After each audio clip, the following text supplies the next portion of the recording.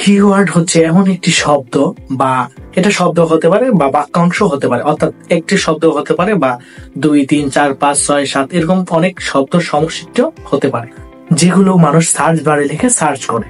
অর্থাৎ আমরা বলতে পারি, আমরা যখন গুগল বা ক্রোমোতে যখনই যেটা লিখে সার্চ করি, যেটাই লিখি সেটাই মূলত একটা কিওয়ার্ড। অর্থাৎ আমরা যদি দৈর্ঘ্য ভিত্তিক কিওয়ার্ড ভাগ করি, সেটা হচ্ছে 3 প্রকার, যেমন short tail keyword, long tail keyword, medium টেল কিওয়ার্ড।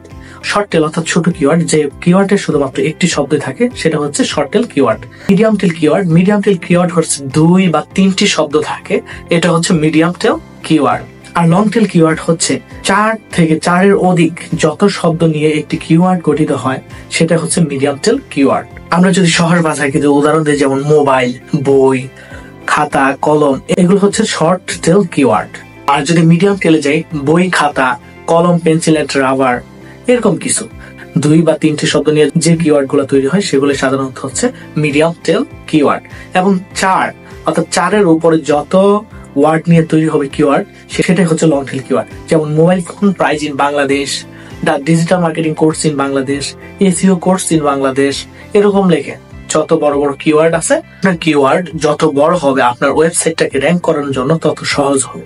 তবে কিওয়ার্ডের আরো কিছু প্রকারভেদ আছে, চলুন সেগুলো সহ কিওয়ার্ডের সকল প্রকারভেদ জেনে নেওয়া যাক।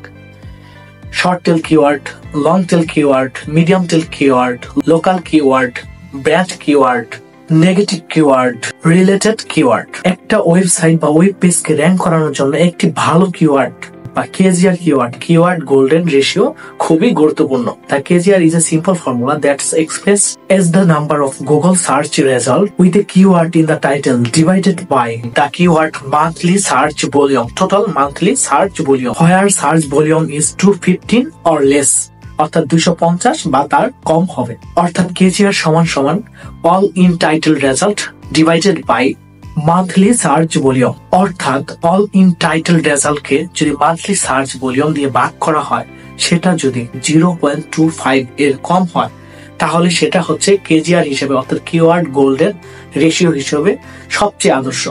আর এই রেজাল্টটা যদি 0.25 থেকে 1.00 অর্থাৎ 1-এর কম হয়, তাহলে এটা নিয়ে কাজ করা যায়, অর্থাৎ মাইট ওয়ার্ক, এটা নিয়ে কাজ করতে পারবেন।